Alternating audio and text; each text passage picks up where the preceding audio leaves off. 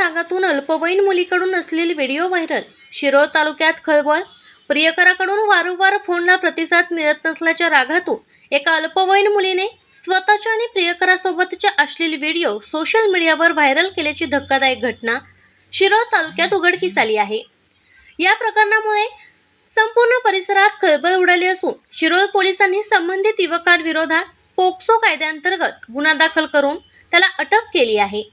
पोलिसांकडून मिळालेल्या प्राथमिक माहितीनुसार शिरोळ तालुक्यातील एका गावातील अल्पवयीन मुलगी आणि संबंधित युवक यांच्यात प्रेमसंबंध होते. मात्र गेल्या काही दिवसांपासून दोघांमध्ये वाद सुरू होते. युवक फोन उचलत नसल्याने संतप्त झालेल्या मुलीने स्वतःकडे असलेले 3 अश्लील व्हिडिओ सोशल मीडियावर सार्वजनिक केल्याचे समोर आले आहे. हे व्हिडिओ अल्पावधीतच मोठ्या प्रमाणात व्हायरल झाल्याने एकच खळबळ उडाली. दरम्यान हे व्हिडिओ ज्या ठिकाणी चित्रित करण्यात आले त्या ठिकाणचा शोध घेत असताना तपासाची सूत्रे हातकणंगले तालुक्यातील एका लॉजपर्यंत पोहोचली आहेत. प्राथमिक तपासात हे चित्रीकरण संबंधित लॉजमध्ये झाल्याचा संशय व्यक्त करण्यात आला आहे.